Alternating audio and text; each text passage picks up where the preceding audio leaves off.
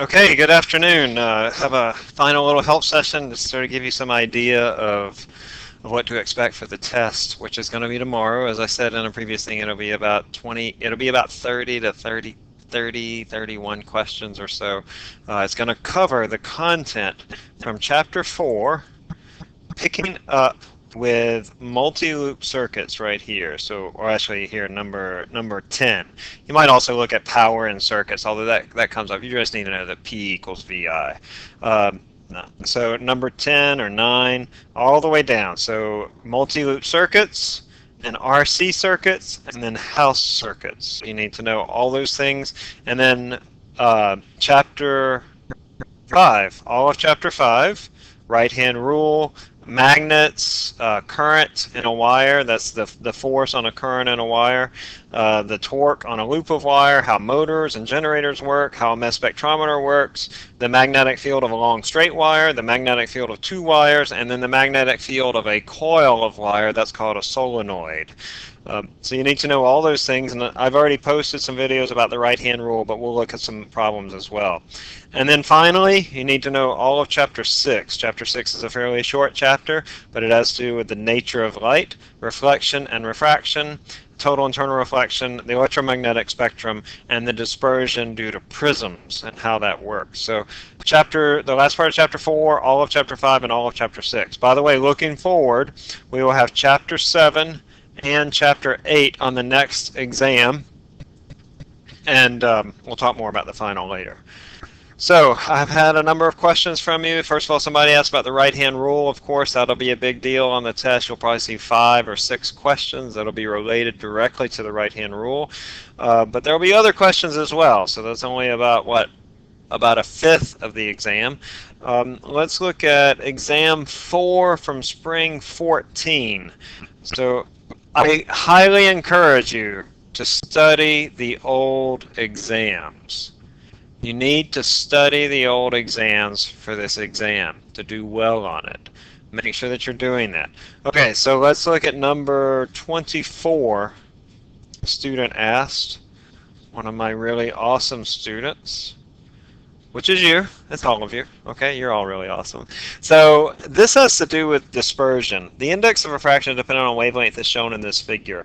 What white light passes through a prism, what color will be bent or refracted the most? So if I have light that comes, imagine this is white light that comes into a prism, some light will be bent more than others. And the light that's bent more than others is the light, excuse me here, the light that has a higher index of refraction, which is going to be this wavelength. So this wavelength, which is short wavelength, is blue light. So blue light will be bent more, and red light will be bent less.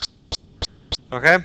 And then you have the whole Roy G. Biv in between. Blue light is bent more, it has the short wavelength, and then red light is bent more, it has the longer wavelength. So this question, tests your understanding of how the index of refraction affects how it bends. A bigger index of refraction means that it bends more. But it also tests your understanding of the electromagnetic spectrum and how wavelength and color correspond to one another. Long wavelength is red light. Short wavelength is blue light. So I like this question for that reason. Let's see, somebody asked about exam 2 from spring 09. Exam 2, spring 09, number 18.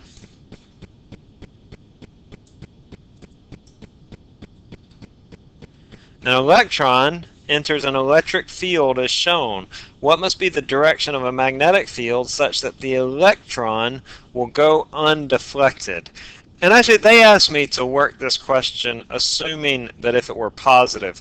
Let's first work it. Yeah, let's do it first, imagining that it's positive. It's a little bit easier if it's positive. So if it's positive, it enters this electric field, and it feels an electric force that's in the same direction as the electric field. That means that the magnetic force, if this is to go undeflected, that means that the sum of the forces will equal to 0. The magnetic force must be in the opposite direction. It'll be equal and opposite. So let's imagine then, if I have this velocity particle, the velocity of this particle is in this direction, and the force acting on the particle is in this direction. I let my index finger go in the direction of V. My thumb goes in the direction of F. Right now, your finger should be right up next to the screen, by the way. Letting your index finger go in the direction of V, thumb in the direction of F. That means that the magnetic field for this particle is going to be into the page. That's the magnetic field. So in order for a proton or a positively charged particle to go through this path undeflected, it has to have a magnetic field that's into the page. Now, let's imagine that it's as written. That is, that it is a negative particle. If I have a negative particle, then the electric force is going to be up. This is the electric force, because negative particles feel a force that's opposite the electric field. They just do the opposite of what positive particles do. That means that the magnetic field, or the magnetic force, has to be down. And so now I have a situation where my magnetic force is down, my velocity is to the right. Oops. My velocity is to the right. And so now I want to know, what is the magnetic field? Now, I treat it like a positive particle, so just do it normal. I have V that's to the right, F is down, so I have to sort of flip my hand around, and that tells me that the magnetic field is out of the page. Aha, you say, but this is a negative particle. So whatever answer I get, I take the opposite. So instead of being out of the page, it's going to be into the page, the magnetic field. Oh, that's into the, it'll be into the page because I have a negative particle. So the magnetic field is opposite what I would think for this situation. So it turns out that the magnetic field for this is the same for an electron or a proton. Wasn't it a... Yeah, it's into the page. So it's the same for both the electron and the proton. Okay? Could see a question like that. This is a good question because we often use electric fields and magnetic fields to control charged particles in the paths that they take. It's a very effective way. If you have a charged particle and you want to move it around in a particular way, it's a very effective way to do that. Okay. Let's look at number 19 on this same exam. Oh, this is a good one. This is an application of the curl rule. Now, let me just give you a bit of a heads up. What is this? Spring 9? Is it spring 9? Yeah. These take a while to do. Like here you have 9 different wires, and you have to draw the magnetic field for every one of these 9 wires in order to get the question right. I have a simplified version of this question that I've been giving, where instead of having 9 wires, I just have 2 wires, like this, for example, and I ask you, what is the direction of the magnetic field at a point up here? I did one of these on the previous video that was on the paper, so let me just do it here. The one on the left is into the page. The magnetic field is into the page. That means that the magnetic field is clockwise. So let your thumb go into the page, your fingers wrap around to show the direction of the magnetic field. Here, the magnetic field is tangent to that circle. Now for the other one, which is out of the page, it's going to have a magnetic field that is counterclockwise, like that. And so right here, my magnetic field is downward and in that direction. So my net magnetic field is going to be in this direction. Those two vectors will add up to give me a vector that's in the downward direction. Remember how that happens, by the way, because they have components that are in this direction that are equal but opposite, and so those cancel out. But their y components, or negative y components in this case, are going to add up to give me a longer vector in the negative y direction. So I'll do that just for part A here, but that's going to be, this example is more like what you'll see on the exam, and you probably will see something like that on the exam. Actually, let's do it for B. So for B, I'll do this one first. It's into the page. That means that the magnetic field is in this direction. So down here, it points in that direction at a line that's tangent to the circle. For this one, it's out of the page, so the magnetic field is counterclockwise like that. So over here it's up and in that direction. And then for the last one is going to be into the page, the wire. So this one has a magnetic field that's up and in that direction. So the net direction of this magnetic field is going to be in that direction because the blue and the purple lines, vectors, they cancel out. I don't know what the answer is, but probably one of these has magnetic fields that are bigger in one direction or the other. I don't think this is the answer. Probably what you're going to have is you'll have one vector in this direction and then two vectors in this direction, and that one would have a bigger magnetic field. Just that the sum of these vectors is going to be bigger. You can look at the solutions. That's exam 2, spring '09. I don't remember what the answer was. Okay. Somebody sent me a question, and I couldn't tell which exam it was from, so I'm just going to recreate it here, and then I'll let you look. So I have in this question two wires. In this particular question, the two wires had currents that were going in the same direction. And they asked, I asked, what is the magnetic field, the direction of the magnetic field in the center of this wire? So in order to find that magnetic field, I'll do the one on the left first. I let my thumb go in the direction of the current, which it should be, depends how you're oriented here. If you're looking at it, it's going to be pointed. In my case, it's pointed towards me. So have your hand up next to the screen, and I have my thumb going in the direction of the current, and then my magnetic field is into the page on this side and out of the page on this side. And that out of the page extends over to where the dot is. And then on the right-hand side is going to be into the page on this side and out of the page on this side. And so this into the page extends over here. So what I have here in the middle is I have one magnetic field vector that's into the page and one magnetic field that's out of the page. And because I'm an equidistant from these two wires with identical currents, those two vectors are going to cancel and give me a magnetic field equal to 0.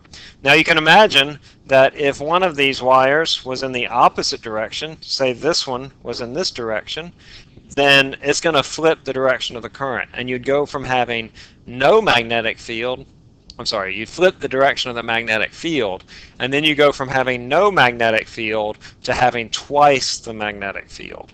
I could also give you a problem where I ask you to calculate that magnetic field. Now, if I have just a single wire, if I'm a certain distance away, say a distance r, then B is equal to mu naught I over 2 pi r. I can calculate that if I know I know r in meters, and I know mu naught, that's that 4 pi times 10 to the minus 7, it's on your equation sheet.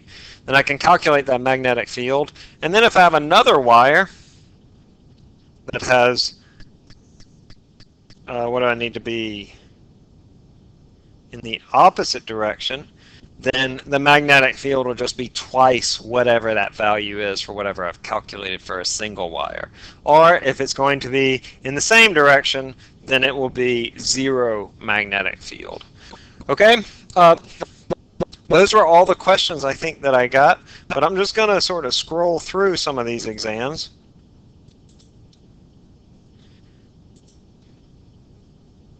And look at some of these particular questions. Hold on, it's not.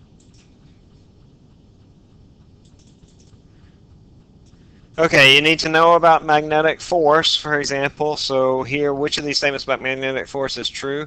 The magnetic force is a centripetal force. Yes, that's true, because to be a centripetal force, all that means is that the velocity and my force vector are perpendicular to one another. That's what defines a centripetal force, is that that force is always center-seeking. Center-seeking, or it's orthogonal to the velocity vector, so that's true. The magnetic force is always perpendicular to the velocity. Oop, that's true too, that's what I just said.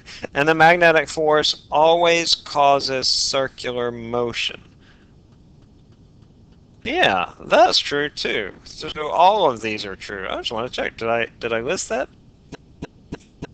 Number two.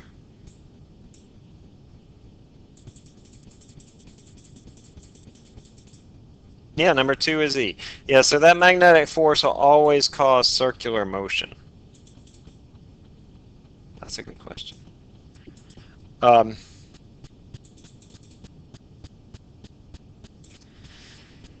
here's a problem, for example, like the one that I showed you earlier, where I have a wire that has a certain current in it, and I ask you what is the value of the magnetic field at a certain distance.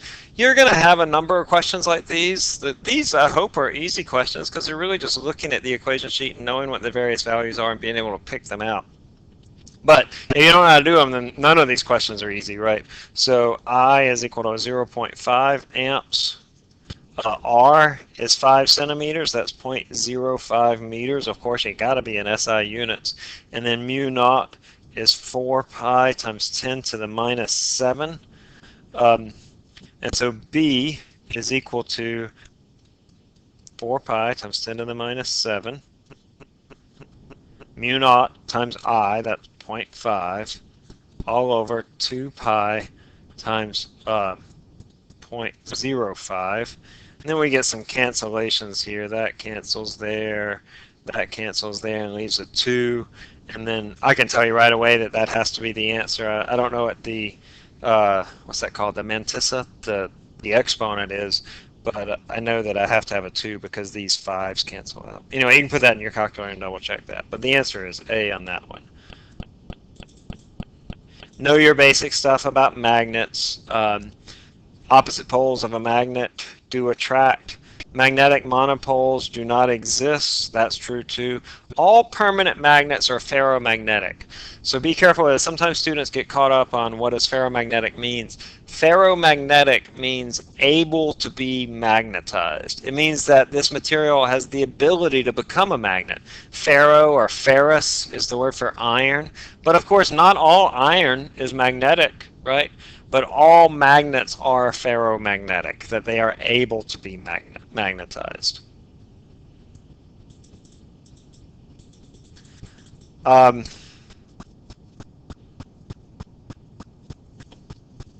Somebody asked yesterday if we would have this. No. In fact, this one, oh wait, no. Yeah, yes. Um, the Earth's magnetic field does play a role. Since I said yesterday yes, no, then I will not. I was confused. Somebody asked a question about if atmospheric phenomena would be in the test, and actually atmospheric phenomena come up again in chapter 7, and that's why I said no, but I won't include that on the test. No atmospheric phenomena at all. Okay, problem number 9 is a good problem. Let's go over this, because I like it. It involves 2 different applications of the right-hand rule, and you're very likely to have one.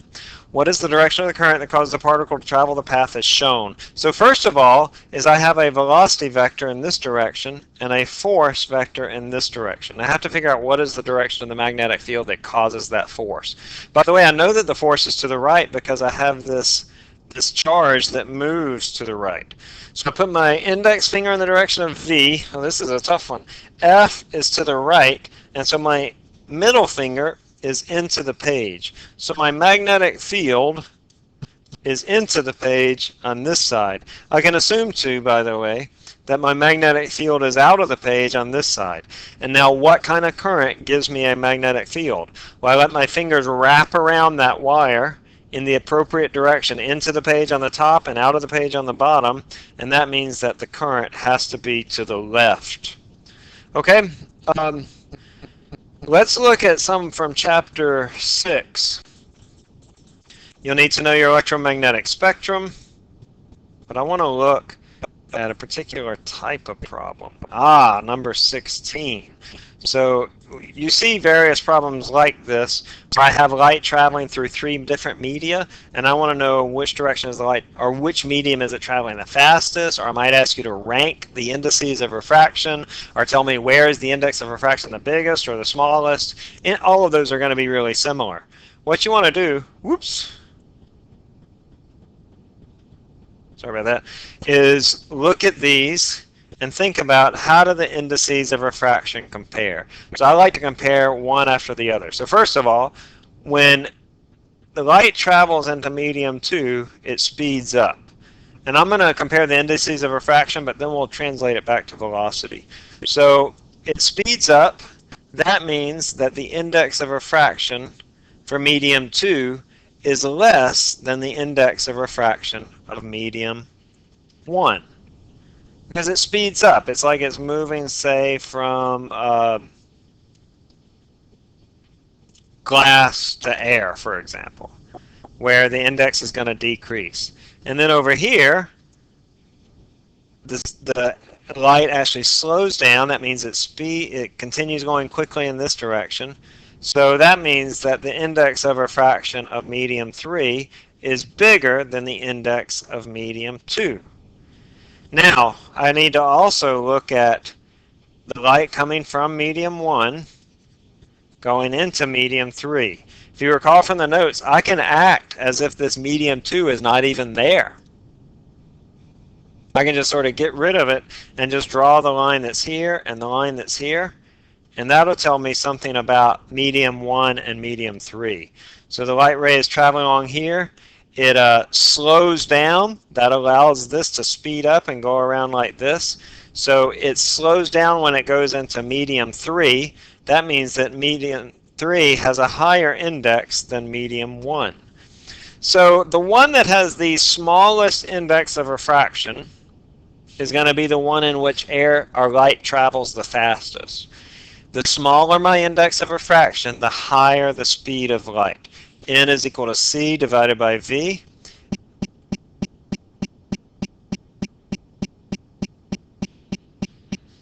The smaller this is, the bigger this is.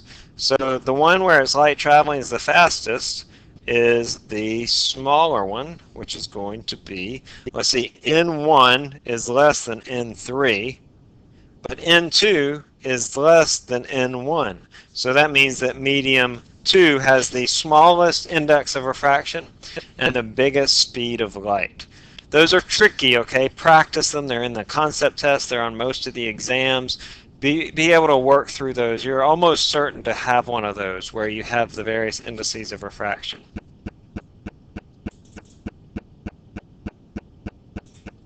You're going to have total internal reflection, like this, where I have a ray of light travels from water to air. So in this case, I want to know what is the appropriate angle of incidence. Remember, total internal reflection is really just a special case, where N1 sine theta C is equal to N2 sine of 90. And sine of 90, of course, is just equal to 1. And so I can calculate that critical angle by putting in my N1, my N2. N1 is the incident index of refraction, N2 is the refracted index of refraction. And then I can calculate my theta C. Now sometimes when you try to calculate the critical angle, you get an error on your calculator. That means that the total internal reflection cannot occur. It does not occur. Because in order for total internal reflection to occur, it has to be moving from a high index to a low index. Because this light ray has to speed up when it enters in to the second medium so that it can bend away from the normal. And in this case, it does. It moves from high to low index of refraction. But sometimes I give questions where it moves from low to high. And in that case, you can't have any total internal reflection. So I would say water is 1.3. Sine of theta is equal to 1. And I solved that for theta. I don't remember what the answer is, but you can calculate that. We worked this on the help session yesterday. By the way, we worked number 18 as well. In fact, most of these we looked at yesterday. So I'm really, really sorry about the recording. I hadn't used Zoom before. I usually use Google Hangouts. And there are just a lot of buttons to deal with. And I couldn't find the record button at the last minute. So I just sort of got flustered with it. So here I have fiber optics cable. This is the core. fiber optic cable usually has a cladding. They both have an index of refraction. So remember, in order for total internal reflection to occur, it has to move from high index to low index. That means that the cladding has to have a lower index of refraction than the core. Okay? We didn't do any multi-loop circuits, but I covered that in the last help session.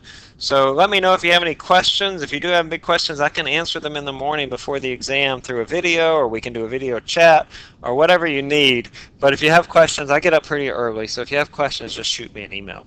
Okay, I'm going to stop for now, and I'll go and upload this.